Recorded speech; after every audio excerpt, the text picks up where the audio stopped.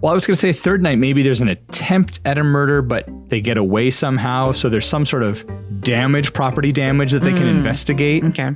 And it's like, a bear didn't do this. What did the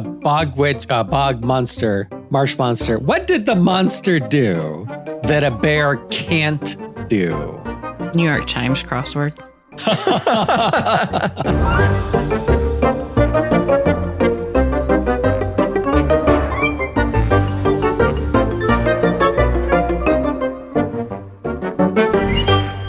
Hey there, story fans. Welcome to Almost Plausible, the podcast where we take ordinary objects and turn them into movies. It's once again time for one of our favorite holidays here at Almost Plausible, Thanksgiving. I'm Thomas J. Brown, and ready to celebrate with me are Emily. Hey, guys. And F. Paul Shepard. Happy to be here.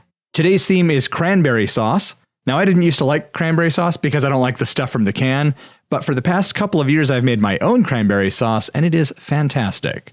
How do the two of you feel about cranberry sauce, canned or otherwise? I did not like it as a child because it was too tart and slightly bitter. And I love all forms of it. Jellied in the can when you slide it out and it's still can shaped, or the goopy berry one, or homemade. The goopy berry one.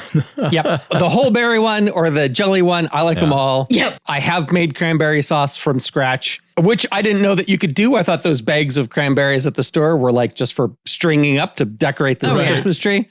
I was like, oh no, you can actually make cranberry sauce out of those. And I did. And I was like, oh, this is amazing, but it's a lot of work. It is. It's not that much work. Because my hand was crushed in a door, and it's a lot of stirring for not having a good hand. Well, don't worry. I am the one who always makes it for our Thanksgiving party, so you can have mine. I like the canned stuff, the jellied canned stuff, because you can spread it like jelly on bread and use your turkey leftovers with mayonnaise and some stuffing, and it's delicious. Yep. I like it because you can slice it and you get those discs of cranberry jelly. I wonder what we could do with those. Is there something we could make with those discs? Like bread them somehow or form something around them? Well, you can deep fry anything, so sure. Right. That's what I was thinking. Actually, now I want to try deep fried cranberries. Yeah. You know what it's going to be? It's just going to turn into like... Nothing? It'll just dissolve in the oil? It'll just... Well, I mean, even if you freeze it, it'll just soak up into the batter. Yeah. Right. It'll be cranberry flavored batter, which also, I mean, that sounds fun. Yeah, it's no problem with that. Well, I'll pitch first in our cranberry sauce episode. I got to say, this one was really hard. Yeah, boy, I had a lot of great ideas for cranberries. But for cranberry sauce, I only have one. And it's recycling old properties. So we're going to revisit the witch from our bread maker episode. The town where she lives in has a fall harvest festival, and this takes place in the days leading up to that festival. So there used to be a cranberry bog just outside of town, but a while back, the farmer died or moved away or whatever. But now the cranberry plants are just dying off. What no one realized is that the cranberry plants were keeping a bog monster trapped in the cursed ground of the bog. And now that those plants are dying, the monster is able to come out and terrorize the town. The witch and our characters from the Bread Maker episode must work together to defeat the monster. They eventually discover the truth about the cranberry plants, and the witch brews up a special batch of cranberry sauce, which has highly concentrated cranberry power, to help them drive the monster back into the bog. Okay, I love this so much. But this is one of those few times I get to be pedantic. Cranberries don't grow in the bogs. That's just how they harvest them. They actually grow low to the ground. Yeah, that's true. They flood it afterwards. And then they pick it. Yep. Well, what's it called? Is it just a field? Cranberry field? It's just a field that they flood with water. Well, all right. Imagine I read my thing again, but said cranberry field. Just let me have this. They're called marshlands when they're not filled. Ah, all right. Well, today I learned. Look, I knew they weren't bogs when they were growing. I knew it's just they flood them. I didn't think about what they were called apart from that. So I guess a bog is a specific thing that they are not normally. Anyway, it's a bog monster. It lives underneath the cranberry fields. The cranberries have magic powers. I don't know why it's allergic to cranberries. We don't have to explain that.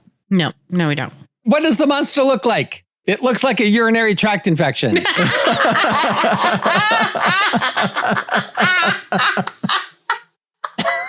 I think you just broke Emily. Oh, no. Oh, my God. That's so funny. Not a lot makes me laugh that hard. All right. Well, that was my one pitch. So, Emily, let's hear from you. All right. So, in keeping with witches, I have Madeline is a young witch who just moved to town. And for her first Friendsgiving, she brings her grandmother's cranberry sauce. Of course, it's imbued with magic. The spell lets the recipient release their inhibitions and achieve their most genuine desires, which for Andrew is to profess his love to the dinner's hostess, Nadia.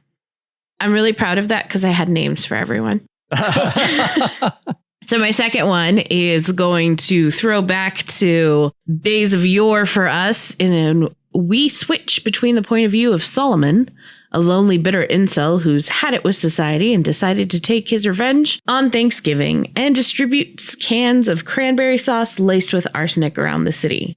We switch that with Leon, a hardened detective who's looking for the perpetrator of the Thanksgiving massacre.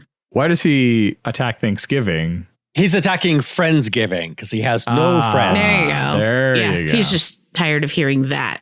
It's Thanksgiving, not Friendsgiving. Like the war on Christmas. Right. He's a traditionalist. Yeah. Shep, how about you? Well, in keeping with the theme of murder, there's a tragic death at a cranberry sauce plant. Was it just a terrible industrial accident, or was it murder? Or is it even blood? Is it maybe just cranberry sauce? Have they checked that? I mean, in the cranberry crusher machine, there are 2 legs sticking out. So, What is this, the mangler? Okay, so which idea do we want to go with?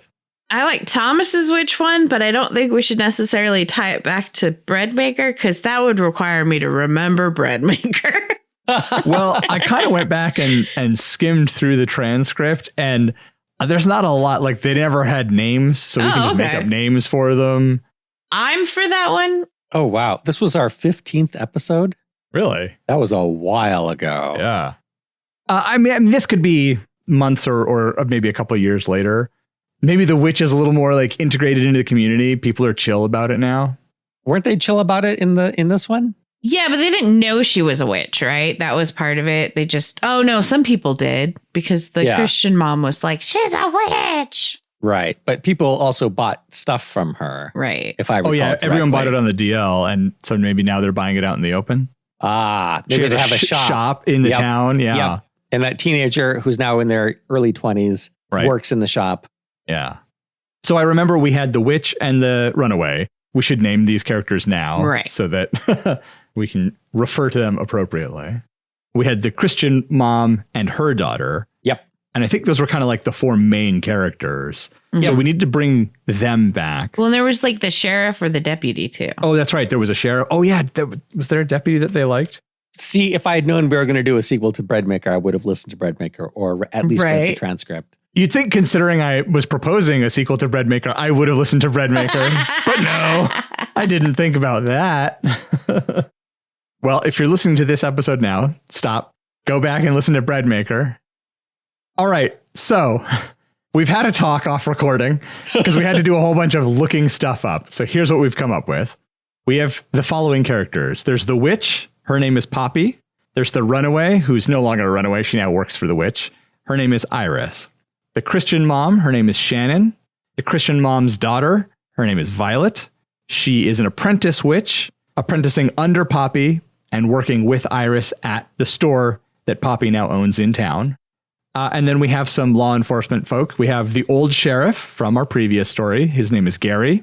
The deputy from our previous story, we were calling them cop. Was it old cop and trainee cop? Is that what we were calling them? Yes. Yeah.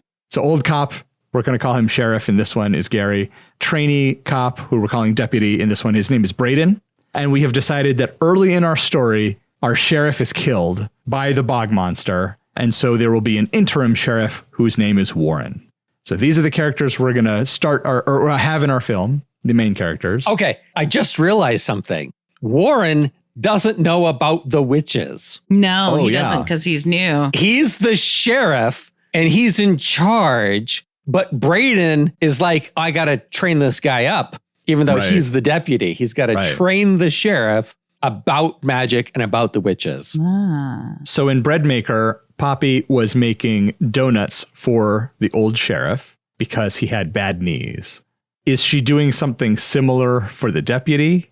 Is it just sort of like you know how you take a multivitamin just for your health? Does she have some sort of for your health type of donut that she makes for the police in the town. Well, if she now owns more of a head shop, for lack of a better term, she could give him some sort of herbal things to help with his vision. Maybe he's slightly nearsighted, or maybe like to help with his memory. They don't have coffee and donuts. They have tea, herbal tea and donuts. Yeah. Yep. Yeah.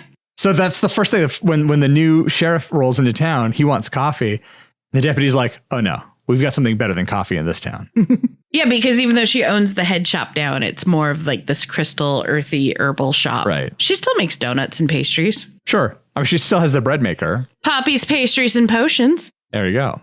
What's the inciting incident? How do we establish, okay, do we, the audience, need to know that it's the cranberries at the start? Or is that something we find out with our characters later on? Do we need to actually see the sheriff be killed by the bog monster? Or can he... Oh, I guess he can't drown if it's not a bog at the moment. Because I was thinking we could find him floating in the bog. How does the monster kill people? That's a good question. Well, what is it? Why is it killing people? It's a monster. That's what they do. Or it's feeding. It needs something. Right. Does he steal your breath? Well, one idea could be that he's just getting revenge. So perhaps a curse was placed on someone. Oh, maybe someone was murdered and buried underneath the marshland. I'm all for that. Was it a bog witch? Yeah. It was the brother of the bog witch. And so the bog witch brought him back to life many, many years ago. And then somehow somebody figured out, another witch back then, a kind witch, figured out, oh, we can hold him back with these cranberry plants. And so for years, people have been farming cranberries in this marsh. And then, like I said, either the farmer died or moved away, and people just kind of didn't know that anymore. Like over the years, that was forgotten. And so the cranberry plants die off, and now the monster comes back, seeking its revenge on the townspeople, because he and his sister were ostracized to the bog. It all checks out. I mean, I don't know how much of that we need to reveal to the audience. Later little snippets here and there as we get to it. I think we established in Breadmaker that, was it the Christian mom likes to do a lot of research? So maybe she goes to the library and finds that part of the town history. Oh, yeah. Because it also makes her useful in this story, too. Right. And I was going to say, is she a little more tolerant because she wants to maintain a relationship with her daughter? Or is she still full on? That's a good question, because I feel like after the events of Breadmaker, I feel like she'd be a lot more accepting, because she helped. That's right. But she did not want her daughter to go down this path. And now that her daughter has chosen to it, maybe there's some new resentment coming from the mom. And she's totally now still hates Poppy. Like, they still have animosity. Well, so there's like a renewed frustration with Poppy because Violet is apprenticing with her. So looking back at what we said, towards the end, we're talking about whether this is softening the Christian woman's viewpoints. But we're like, oh, she's a big old bitch. Yeah. But she has a talent for magic. She's in denial. She's rebelling against her nature. That's right. And that's why she went full on religious anti-witchcraft. But then at the end, she was there helping the main witch quell the magic, and she can feel that power. So we're like, well, maybe she starts coming by, like, for bread or donuts. Not that she's saying she's interested in being a witch. She's just now more tolerant. She just wants some bread, and they sell bread here. That's it. So are we going to pull a fast one on the audience? Shannon is frustrated with Poppy because she didn't want Violet to go down this path, and Violet has. So now we're seeing that old tension flare up again. But really, she's actually like not super actually upset. She has to be outwardly upset for appearances to everybody else, to the PTA and everything. But she's reading the books and stuff that Violet's bringing home. She's doing her own little practicing magic because she knows she has this innate ability. Yeah. So then later in the film, it turns out, actually, I've been practicing. I have a bunch of skills. I can help. I think that would be a good reveal. So at the end of the previous one, she doesn't actually end up going to the shop. She ends up sending her daughter to the shop. Right. See, we set it up perfectly. Maintaining that fiction of distance. Yes. But if her daughter is apprenticing and bringing home books or whatever, or scrolls or spells. Right. Right. She's just going to read them to check. Or strange kitchen appliances. Right. Yeah, what is Violet's vessel? Blender. She makes margaritas. Ah, yeah, that's good. Magical margaritas. Yep, I'm on board. Does Shannon have something that she has Right. for herself at home? Some vessel that she has made for herself Right. through her reading because she likes to do that research. Yep. Right. She's probably done a whole bunch of online research. She's like a mail order type of additional spell books that she has hidden in her room. Don't look in my bedside drawer. Yeah. I don't know. Maybe later in the story when there's some crucial tool that they need, turns out Shannon has that. Yep. That's pretty coincidental, but. Well, see, it's got to be, I think it would be something that a witch would never use, like a microwave. Something like unrelated. Stick blender. Yeah. That's too close to, well, actually, maybe that's perfect for Violet. So, because if part of Violet's training is you have to imbue your item with your magic, then maybe Shannon can like, well, that's a blender. This is a blender. It's a different kind of blender, but I'm sure it'll work. See, I like that now that I'm thinking about it more because they, mother and daughter, both happen to imbue the same thing. And maybe that's why Shannon chose the stick blender, because she's learning from her daughter, really. Right. And her daughter used the blender. And so she's trying to keep it hidden and secret. So she has it like a stick blender in her room. Yep. 100%. Because then that's in her bedside drawer. Yep. There's got to be that scene where Violet opens her bedside drawer and she sees just the top part of not it. the business end, the button end of it. And there's the cord and she's like, and she picks it up by the cord and it's a stick blender and she's like, very confused. Now I'm just confused. Like, what the hell? What is my mom into? Shannon grabs it. I learned it from you. All right, what the hell is our story? Oh, man, I have no idea. So how do we open up? We got to establish they've got the shop. Things are good. Everything's happy. Because if Gary's the first one killed... Oh, no. Gary should be the second one killed. Oh. He is investigating the first murder Yep. and as a result is killed. So I think that we kind of need to figure out what those bog monster kills look like. Like, is it violent and bloody or is it just someone is gone and you don't find that, you don't ever see them again? Or, then how do they know that Gary died? Gotta have a body. Yeah. So what do we want this movie to be rated? Is there blood or not? Because one of you mentioned previously about the idea of the bog monster stealing souls or breath or something like that. I had mentioned maybe he steals your breath. Right. And so there's no blood. It's just they're dead.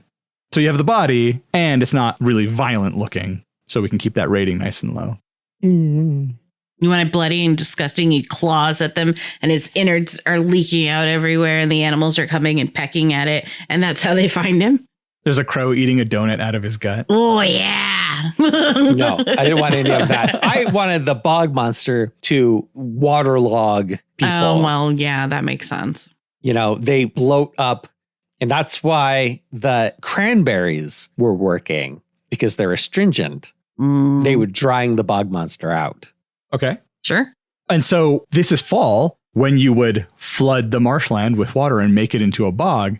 And so no one has flooded the field, but I don't know, maybe it's been rainy. The field is like kind of flooded. The ground is really wet. And so you do have kind of a boggy area. So if you wanted someone face down in the cranberry muck, bog spiders crawling all over them. Yep.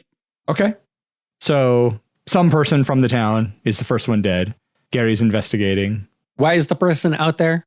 This is at the farm or this is near the farm? Yeah.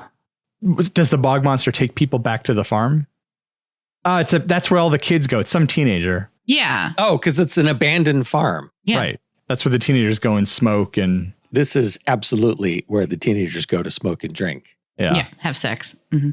Well, if you have sex in a horror movie, you die. That's the rule. Yeah. So maybe it's two people die. Maybe it's a couple that dies. But see, you'd want one person to run back and tell the sheriff. Right. But would anybody who witnessed it tell the sheriff because they were all there smoking and drinking and they're underage? No, they're not. These kids aren't stupid. Okay. They know that this problem can be solved by getting an adult. Because Gary's chill. Gary's going to care more about the murder than the drugs. Or the drinking, maybe. And they know it's important to say, hey, adult, help us. We can't figure out this situation. Right. I want to educate teenagers into realizing it's okay to say, hey, I can't handle this. I need help. So it's a movie with a message. That's right. So Gary goes out there. Now, Gary's not killed the same night, is he? No.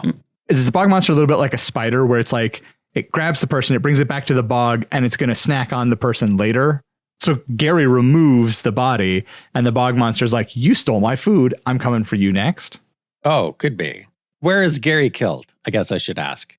If he's not killed at the bog, if he's killed in town at his home, then it's extra scary. Well, yeah, I mean, I imagine that everyone needs to be in danger and vigilant. Okay. But maybe this is too early to raise the stakes to that point. Because you're right. Like, if the bog monster can come into town and attack someone in their home, no home is safe now. Why would you sleep? How could you sleep? Yep. So we got to save that until maybe that's the mid-second act turning point is someone is killed in their home. And now it's like, oh shit, everyone's in trouble. Or that could be the end of the second act as well. That could be the lowest low. Like, oh, no one's safe. No, I think that's a good mid-second act turning point. And then the lowest low is the first thing they try doesn't work. Ooh, or they try something. And the way they find out it doesn't work is the bog monster comes into town and kills somebody in town. And so it's like, oh, it didn't work and we're all screwed. I like that. Okay. So just to recap, someone has died off screen. Yeah, I mean, did they die off screen or is it like semi off screen where like we see the teenagers partying and playing and having a good time. And then there's like one of them is attacked by something we don't see and all the other teenagers scatter. And maybe they've seen the person be killed. We haven't seen it. So I guess it's off screen in that respect, but it's not like we're just hearing about it. Like, oh, and by the way, this thing happened that you're just now finding out about. Like, we were there when it happened. We just didn't see it happen. Does that make sense? Okay. So again, when is Gary killed? If he takes the body away, but is still killed by the bog monster, he has to go back out there for some reason. Right. Oh, maybe he needed a lab tech to come out to investigate the crime scene, take samples or whatever. And that's not something that they have in this town. The town is too small. Mm-hmm. So he couldn't do it that day. He had a tech come out the next day and he drives the tech out. And that's when the bog monster attacks and kills him. The tech gets away. This is how the town finds out that Gary is dead. Or is that too much like the first scene with the teenagers? See, that's why I thought that the first body is someone who died off screen and the teenagers didn't see it. They found it. And they don't know what caused the death. They didn't see the monster. If they saw the monster and told the sheriff, he would go to the witches and say, hey, there is a monster. This is kind of your deal. Yeah. Right. Yeah, that's an excellent point. Okay, I like that. So they're dicking around at the farm. Two of them go off to be alone and stumble upon the body. Yes. That's our opener. Okay. Yeah. So we go from that dark scene to the next morning. Poppy's gets opened up. Right. We see Iris and Violet are working there. Yeah. We see our characters and how they've changed in the intervening 3 years since the previous movie. Yep. Gary comes in for his morning donut and he talks about, oh yeah, we got something out at the old farm. Is it someone from the town? Does he know? I mean, Gary would know everybody in town. Right. So is this someone from the town or was this tourist. a transient, tourist? Yeah, a tourist there for the fall festival, for the harvest festival. Oh, it was the town drunk and he went out to the farm to drink in peace or whatever. Because of all the tourists in town. Right. Drove him out of town. He went somewhere else. Yeah. Ooh, that's good. I like having the tourists there because now you have all these additional innocent people. Right. And also suspects. Oh, yeah. Because then you can get a really good red herring with some super nosy true crime blogger / podcaster. Keeps leaving all these Post-it notes around. All right. Well, let's take a break here. And when we come back, we'll figure out the rest of the plot we have for our cranberry sauce themed bog monster murder mystery.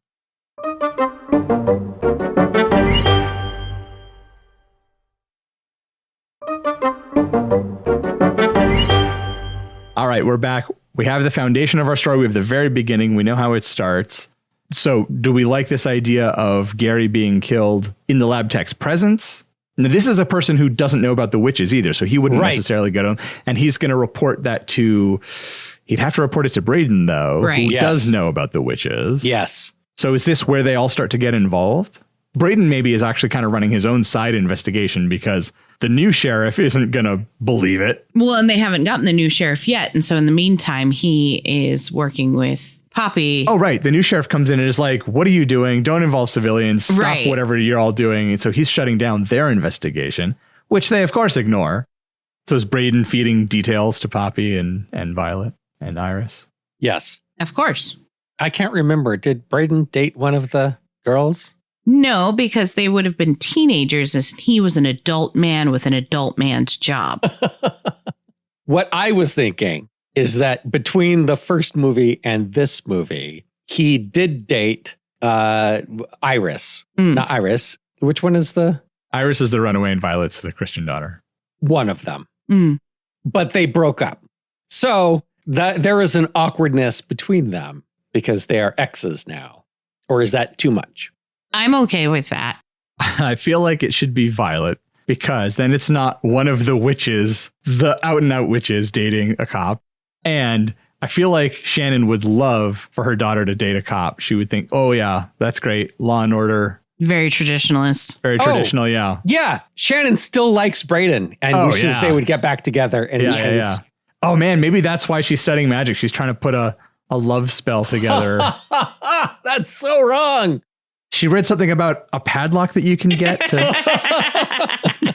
It does seem like something Shannon would do, though. I agree. Also, I like the idea because Violet and Braden would have been around each other. Like, I'm assuming Braden's from the town as well. Yeah. And so they would have known each other for quite some time. And it would be natural that they are both one of the few young adults who've been there this entire time. Right. Why wouldn't they test the waters? Right. And it's a small town. You got to date everyone. Right. Exactly. And he wouldn't have known Iris because she was not from the town. It all checks out. All right. So we know how the story starts. So there's that time in between finding out that Gary is killed and the new sheriff showing up. So what happens in that period of time? We've established that Braden and the witches start their own little investigation. Right. Presumably Gary's funeral is during that time as well. Does the new sheriff show up in the middle of Gary's funeral? Is that a little too Hollywood? Oh, man. The day after. Like, do we even need to see Gary's funeral? Could it be like... That's true. We could just imply the funeral has happened. And then he pulls into town. Oh, he shows up the day before the funeral and tries to take Braden with them to go investigate stuff. And Braden's like, I have the day off. I'm going to a funeral. Yeah. Because he's going to Gary's funeral. Right. And is Warren like, crime doesn't take a day off, son? Warren's an asshole. Why isn't his name Steve then? We can change it. No. We should change his behavior, not his name. So, no, I think that's a good thing to have him come in and be like, hey, we need to go investigate this. And Braden's like, I'm still finalizing some funeral plans and I've got to do all these things for the funeral. Right. And Warren just didn't think about it. He's just like, right. Yeah. He's used to having a larger force and not everything being so intimately connected in this way. Yeah. So he kind of is like put out, but not like pissed off. And maybe even apologize. He's like, I'm sorry, I didn't even think of that. You're right. But I think it also will set that dynamic between them where Braden's very like intimately involved in the community. And then we see that Warren's a little more like, we've got to get the investigation going. We've got to do it correctly. We've got to get it done fast, kind of a thing. Well, and part of Warren's style or training or whatever could be a greater aloofness or a greater distance from the community. Right. He maybe views those close relationships as weakness, or if you have that emotional connection, you won't be unbiased.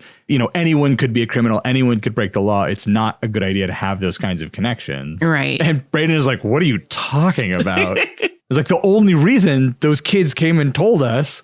I don't know. Maybe there's a little friction there potentially. Yeah, I think that's a good idea to build the friction, to show the difference between the two, to create that sort of opposition, which creates a problem later. So does everyone bring Warren into the fold by the end of the film?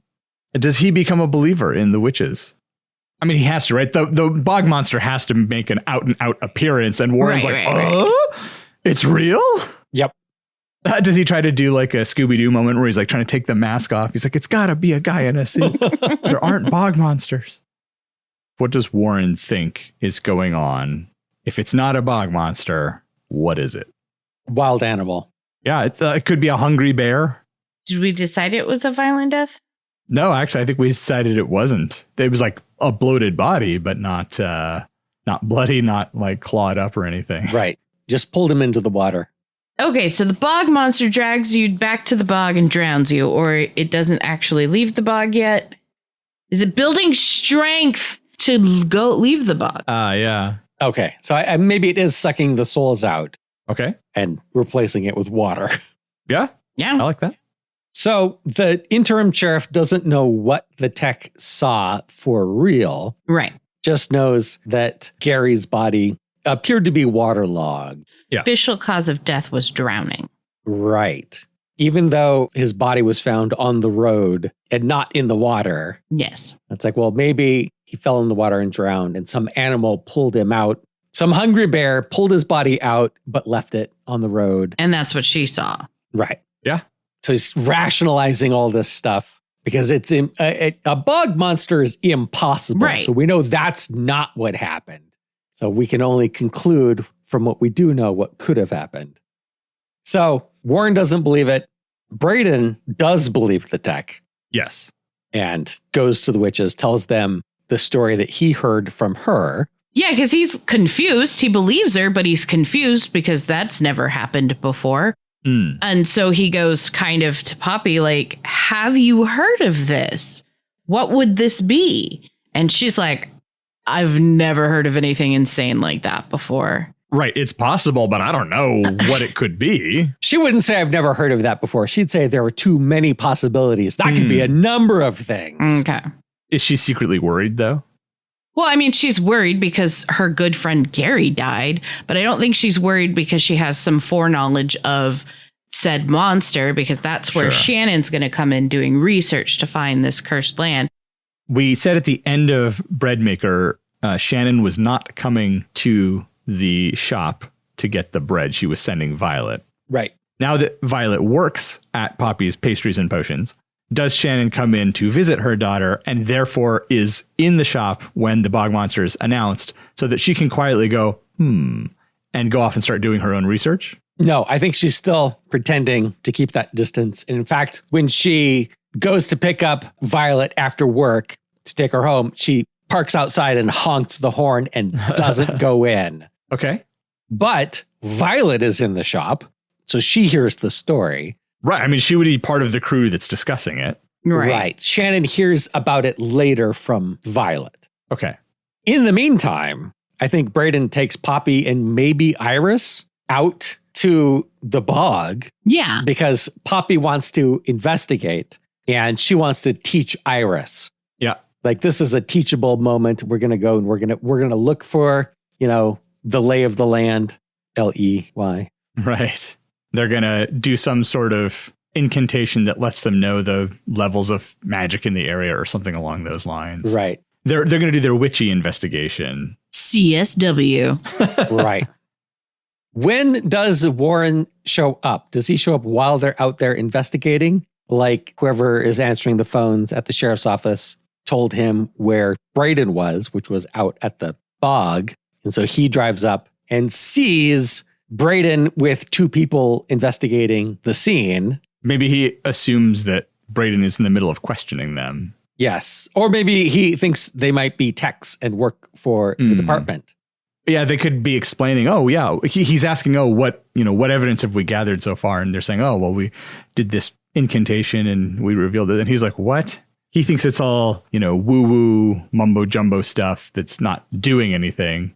Would they tell him that? Because he's an outsider. Right, who literally just walked up for the first time. Right. And she had lived in secret for quite some time. Right. Right. Open secret, but still secret. Right. I wonder if maybe then he shouldn't show up right then. Oh, he's already at the sheriff's office. So when Braden comes back with them in his car, they go into the office to discuss it. And Warren is waiting there. Does Braden come up with an excuse to send them away without Warren suspecting? Or do they have to come clean? Because I think it's a good point that no one would just volunteer that they're witches to this outsider. Not yet. Right. And Warren could completely misread the situation. He could think that Braden's goofing off and flirting with Poppy or Iris. Right. He's spending time with civilians instead of doing his job. Right. Yeah, he's out taking these gals on a joyride to impress him. It's all part of his touchy-feely community outreach. Stop it. Right. Do police work. Yeah. Maybe he does overhear them, just a snippet of a conversation that lets him know that Braden has told them more than he should have told somebody outside of the investigation. Sure, they could be walking in, talking about it, or talking about having just been down by the bog. And he's like, you contaminating my crime scene with civilians or something like along those lines. So Braden gets a dressing down from Warren. And Braden tries to explain that Poppy has a special set of skills that could be useful. Yeah, and then Warren's like, what are they? And he's like, Have you tried the scones? Yeah. Right. There's like the dirty, gross old drip coffee pot in the police station. He's like, hey, you really shouldn't drink that. I'll bring you a tea. In fact, I think maybe the next day he just brings one for Warren. Right. He used to bring one for Gary. Yeah. Right. No, Gary would bring the tea for both of them. And now he's trying to take on that role. Right. Because like you said, he's got to teach him. He's like, this is what we do. So he's like, I can show him what we do. Okay. So Warren is gruff and grumpy about Braden getting help from the witches, not knowing that they're witches. So their investigations kind of cross paths and butt heads a little bit, but nothing too much at first. And then we get another murder. Well, I was going to say third night, maybe there's an attempt at a murder, but they get away somehow. So there's some sort of property damage that they can investigate. Okay. And it's like, a bear didn't do this. What did the marsh monster, what did the monster do that a bear can't do? New York Times crossword. Well, I mean, maybe it's not so much that a bear can't do, but wouldn't do. So it wouldn't leave mud and vines and whatever behind. Like, how dirty is this bear? Or maybe it's just super incredibly destructive in a way that a bear is not likely to be. Or what if it's not destructive in a way that a bear would be? So it's chasing after someone, or it's hunting someone and they're inside, but there's a little gap. Maybe they have a doggy door or something. And so, because it's liquid, it just kind of slithers in through this small hole in a way that a bear couldn't. Right. So it's clear because of the mud and everything that that's how it's gotten in. Right. But a bear couldn't do that. Yep. It couldn't do that and be big enough. Right. To drag Gary's body out of the bog or whatever. Yeah. Right. So it's not a bear. So he's getting conflicting evidence. Right. And Warren originally was like, you got to eliminate the impossible. And I was like, well, it's impossible for it to be a bear. So, well, maybe there are two bears. Sure, there's a big bear and a small bear, and they're out here. One is just right to fit through the doggy door. They're trying to get picnic baskets. I think that's good then, that it gets into somebody's house. So do they escape, or is there another murder right there? They got to escape. I vote for more murder. Because that could be the mid-second act turning point right there. Is the third murder, and now it's happened inside of someone's home. If there are still no witnesses other than the tech who's left, what is Warren investigating? He's got no one to interview. Maybe he's going after the kids, the teenagers from the very beginning, but they don't know anything, and no one's going to talk to him. He's an outsider. Right. Well, Shannon would probably talk to him, but Shannon does talk to him because she's got her own third investigation going on. That's true. Shannon has investigated and discovered the history of the bog and what happened to those siblings and is trying to tell the sheriff about it. And he's like, what are you talking about? Something that happened 200 years ago. Well, how is that relevant to what's happening right now? Are you insane? God, you sound like those women who work down at the potion place. Right. She wants to tell the sheriff because she would have told Gary. Right. And she doesn't want to associate with the witches. The interim sheriff is not listening to her. She has the answer, she thinks. Does she finally tell her daughter? Her helping has to happen in the third act. Yes. Okay. And she's got to come into the shop. That's a big step for her, is the witches reach a dead end and don't know what to do next. And then you hear the door chime and it's Shannon. With her stick blender. She doesn't have the stick blender yet. No, I know. She's got the book that she found at the library. Mm-hmm. So then you have an exposition dump where she explains to the witches what happened. Right. She comes in. I know what's going on. Yes. This is where they do their first attempt to stop it Yes. with salt or something. Right. They need a desiccant. Right. They're going to dry it out with salt. So they get, I don't know, a big bag of rock salt or something and put a line between the bog and the town. Do they start draining the bog as well? Oh, maybe. Maybe they're working on it. The equipment would still be at the farm. But rusty and old because it has been, or at least It's missing been years. oil and the gas is bad. Right. It will work. We just got to do these like 5 steps. Maintenance steps. Right. It keeps retreating back to the bog. So they want to drain the fields so it has no place to retreat. And what do they think it's going to happen? It's going to just dry up? Well, they don't know yet, right? They don't know. I mean, that could be their hypothesis. You have to dry it. Right. The bog hasn't flooded before. This is the first year the bog is flooded. Since the farm went under. Maybe there was like because there would probably be like a river that they would have diverted from or something like that to flood. And so maybe there's like a gate, a sluice gate that was wood and it like rotted away and broke. And so the field flooded that way. So you can't just open the gate on the other side and drain it because you're just going to keep having water. Right. You have to stop that diversion from the river. So they have to sandbag it or whatever on the one end and open the gate on the other end. Is there another gate or do they just use machinery? I don't know. How does it work in real life? I assume there's another gate, but I don't know. I don't know either because I know that they flood it and then the good berries float to the top and then they vacuum them up. Right. That's as far as I know about cranberry harvest. Okay. Ignore real life because most people don't know how it works anyway. Right. True. And I'd say maybe ignore the gates because maybe that's how it would work in real life. But is that interesting to watch? No. And also, it's a lot of stuff to sandbag a thing and close it up. And if it just filled up with the weather over time and all they got to do is maintain this pump and turn it on, it's something they could start and then flee if the monster attacks. Okay. Yeah. That makes sense. So visually, it would be fun to watch them trying to maintain it and get the pump going just in the nick of time and get out of there, thinking the monster is still there and it's going to drain the swamp and the monster will dry up and the problem is solved and they go back to town. But of course, the twist is the monster just follows them to town and now it's in town killing people. Yeah. Where does it go? It's maybe the town has a fountain or something. And so it has taken residence there. Oh, there's got to be like a duck pond. So it's like a little mucky anyway. Yeah. You want that muck. I like that it's moved from the bog into town. That's the lowest low. Yes. They didn't solve it. They made it much worse. Right. Yeah. And it sort of echoes Breadmaker a little bit that like the girls in the first one, they created this like really horrible problem. Things just get worse. Right. Yep. So now maybe is when they realize they got to make the special cranberry sauce. What did you say they do? Yeah, I mean, just the idea is that it concentrates the cranberry power, although if it's the astringency, then... Oh, that's why they need the blenders. Yes. There you Good. go. Emily.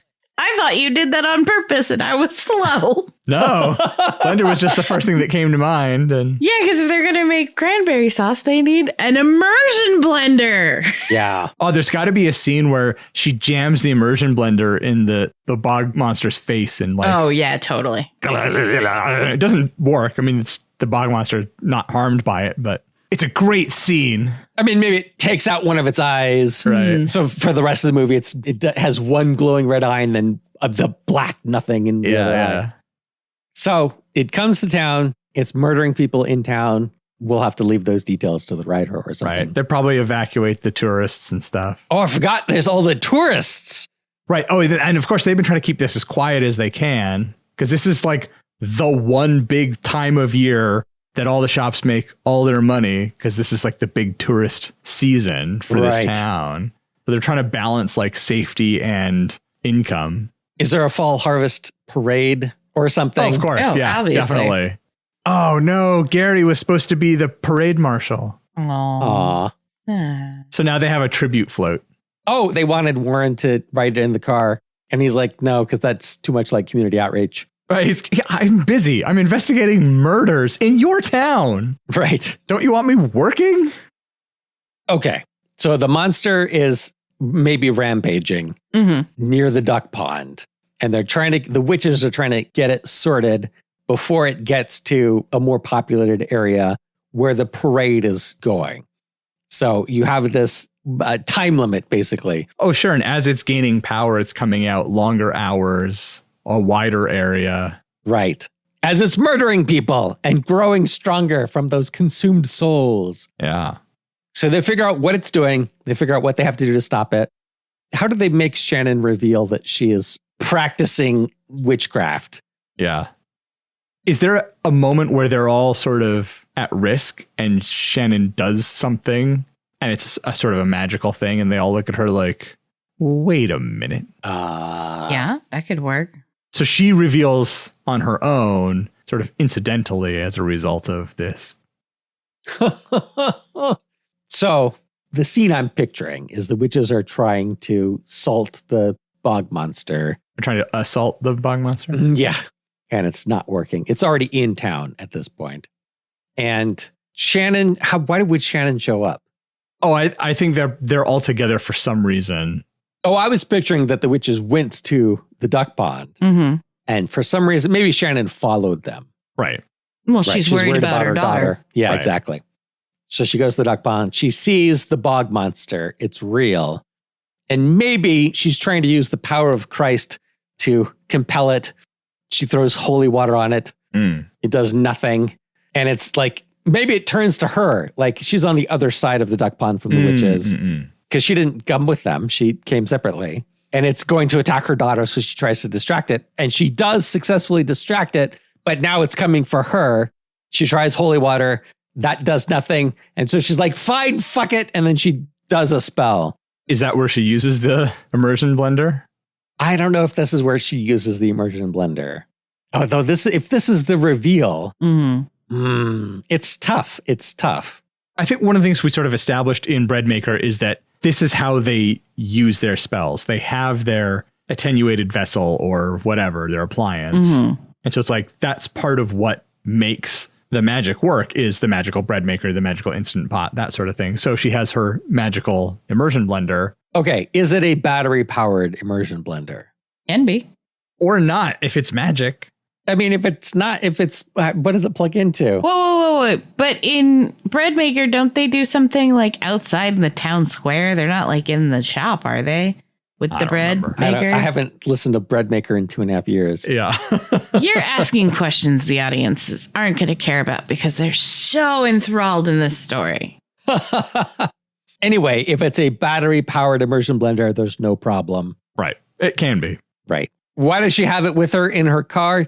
Don't worry about it. Reach out to Cuisinart. Hey, we want to Yeah. feature a battery powered blender, hand blender. Right. Get those sponsorships. Yep. My immersion blender is Cuisinart, and I love it.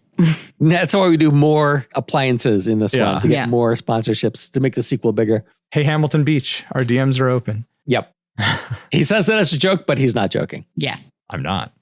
So Shannon is revealed to be a witch, and they have to flee from the bog monster. They have to flee the area because they can't stop it with what they have. Right. And she tells them the story, the exposition about the cranberries. Maybe it's in two parts. So here's what happened to the siblings earlier. And this is why they didn't show up again for 200 years because of the cranberries, because cranberries have this property to them. It's helpful. Is this all part of her initial research or is this two separate? I think it's two separate things. Okay. Right. That was what I was going to say. That makes no sense. Because why wouldn't you just bring that up at the beginning? So. Right. Yeah, she'd show up and be like, it's this dude, and we just throw cranberries at him. Problem solved. Right. So they need to make a special cranberry sauce that's extra imbued with this magical property. Does she find a recipe in her research for a very special one, or do they just make a special one between the four of them? I think that's what Poppy's going to be for. Because Right. Poppy's not really doing anything so far. Right.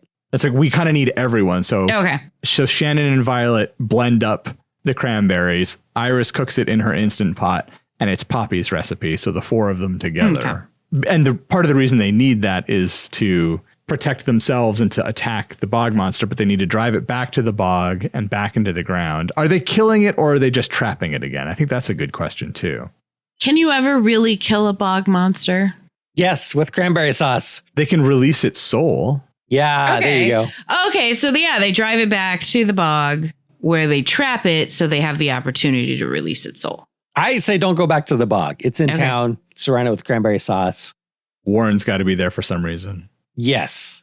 Well, because the people are fleeing the parade and screaming in abject horror of this bog monster that he can now see with his own eyes. See, if it gets to the parade, that's true. Then it ruins the tourism business. That makes it harder to do the third movie. Right, with the magical waffle maker. Right. So, he's not at the parade. Right. Maybe he gets a call that there's a disturbance and goes out to deal with it. And this is what it is. Yeah, because there's 4 crazy ladies running around with appliances making all kinds of noise. Right. There's got to be like somebody who's like, hey, Halloween's over to the bog monster because they think it's some guy in a costume. Right. Yeah. Yep. Good joke. Do we have our story? I mean, I know we're missing, our second act is pretty weak, but I think like overall we have the outline of what happens, right? Yeah. Right. I think even with it being a little weak, it is more like filler stuff that we're missing. I think we hit the beats that we need. Yeah. Right. We know what happens. We just need, a problem for the writers is coming up with more stuff for the witches to do. And in particular for Warren, what is his investigation looks like? Because we do have to have him be busy the whole time. Even if he's not making progress, he needs to feel like he's getting somewhere. And I think that's definitely one thing we've identified where we need a lot more fleshing out is what is he doing? What is he investigating? What is the evidence he thinks he's following? So right. Oh, like I said, he interviews the teenagers from the beginning. Right. And they know about the witches because the whole town knows about the witches. So they're like, they don't want to say it because he's an outsider and he wouldn't believe them anyway. But they're like, hey, maybe go talk to Poppy and find out what she thinks you should do. And he's like, why would I do that? She's a civilian. Yeah. You guys are all crazy. Is this a cult? Is this the whole town a cult? Maybe he puts together like a posse of hunters to go hunt the bear. Oh, yeah. Oh, he puts together a posse of people to go hunt the bear, all of whom are from the town who know it's not a bear. So why do they go? Well, it's a day out and they get to drink beer. Yeah. Nice walk in the woods. Yep. They probably all get little protection charms from Poppy before they go out. Oh, yes. Yeah.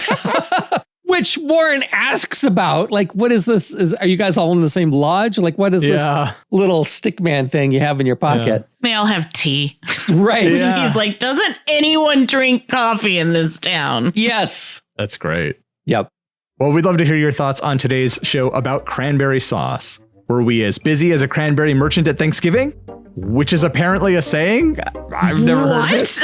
I don't know. I was looking up cranberry related idioms and that one came up and I guess it makes sense. I have never heard that before. Or did we get bogged down in the details? Let us know by leaving a comment on our website, reaching out on social media, or sending us an email. Links to all of those can be found at almostplausible.com. Every year, Emily Shep and I give thanks that you'll join us for the next episode of Almost Plausible.